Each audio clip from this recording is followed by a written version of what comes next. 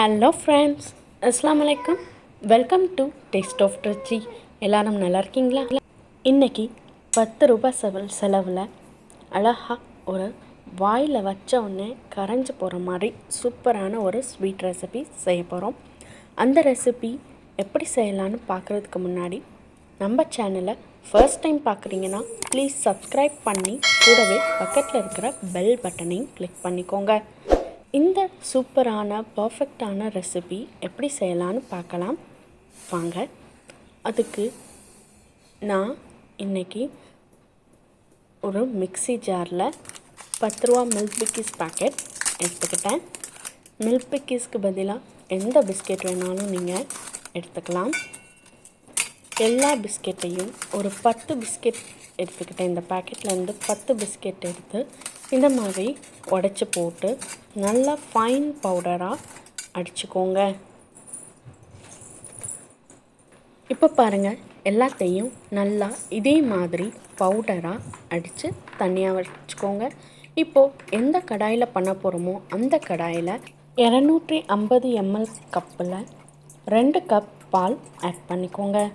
கூடவே நம்ம ஃபைன் பவுடராக அரைச்சி வச்ச பிஸ்கெட்டையும் சேர்த்துக்கோங்க. கூடவே 1 டீஸ்பூன் இன்ஸ்டன்ட் காஃபி பவுடர் சேர்த்துக்கலாம்.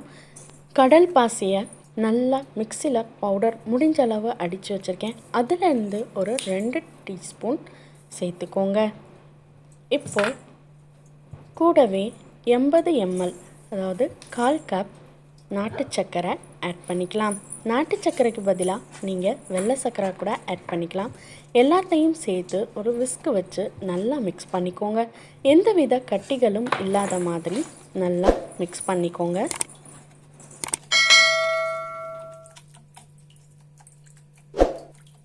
இப்போ பாருங்கள், இதை நல்லா பர்ஃபெக்டாகவே முடிஞ்சளவு நல்லா மிக்ஸ் பண்ணியாச்சு. இப்போது அடுப்பை லோ ஃப்ளேமில் வச்சு லோ டு மீடியம் ஃப்ளேமில் வச்சு கைவிடாமல் நல்லா கிண்டிக்கிட்டே இருங்க. எல்லாமே சேர்ந்து நல்லா ஒரு திக்கான கன்சிஸ்டன்சியாக ஃபார்ம் ஆகும்.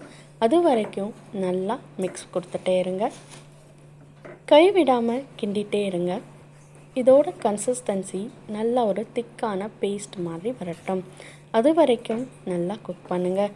கிட்டத்தட்ட ஒரு 10 நிமிஷத்துலேருந்து 15 நிமிஷம் வரைக்கும் ஆகும். இப்போ பாருங்கள், இந்த மாதிரி திக்கான பேஸ்ட்டாக நம்மளுக்கு வரணும். அது வரைக்கும் நல்லா மிக்ஸ் பண்ணிக்கோங்க. இந்த கன்சிஸ்டன்சி பார்த்திங்கன்னா பேன்லேயும் நல்லா ஒட்டாமல் அழகாக வந்துட்டுருக்கு. இப்போது ஒரு மோல்டு எடுத்துக்கலாம். அந்த மோல்டில் கொஞ்சமாக நெய்யோ ஆயிலோ க்ரீஸ் பண்ணி சூடாக இருக்கும்போதே அதை அந்த பவுலுக்கு ட்ரான்ஸ்ஃபர் பண்ணி சீக்கிரமாகவே நல்லா சம அளவுப்படுத்தி வச்சுடுங்க. எல்லாத்தையும் நல்லா சம அளவுப்படுத்தி ஒரு ஸ்பூன் வச்சோ இல்லை டம்ளரோட பேக் சைடு வச்சோ நல்லா சமப்படுத்தி ஃப்ரிட்ஜில் ஒரு 1 hour கிட்டக்க நல்லா வச்சு எடுத்துக்கோங்க. இல்லாட்டி நல்லா இந்த மோல்டு செட் ஆகிற வரைக்கும் ஃப்ரிட்ஜில் வச்சு எடுத்துக்கோங்க. அப்போ தான் நல்லா செட் ஆகி நம்மளுக்கு சாப்பிடும்போது ரொம்ப நல்லாயிருக்கும். நான் கிட்டத்தட்ட 1 மணி நேரம் நல்லா ஃப்ரிட்ஜில் வச்சு எடுத்திருக்கேன். உங்களுக்கு இப்போ பார்த்தாலே தெரியும் நல்லாவே செட் ஆகிடுச்சு. இதை அப்படியே ஒரு பிளேட்டுக்கு ட்ரான்ஸ்ஃபர் பண்ணிக்கலாம். அப்படியே பிளேட்டில் ட்ரான்ஸ்ஃபர் பண்ணோன்னே அழகாக அது வெளியில் வந்துடும். அவ்வளோதான், நம்மளோட பிஸ்கெட் காஃபி புட்டிங் ரொம்ப சூப்பராக ரெடி ஆகிடுச்சு. இதை நான் கட் பண்ணும்போது உங்களுக்கே தெரியும் எவ்வளோ சாஃப்டாக இருக்குன்னு.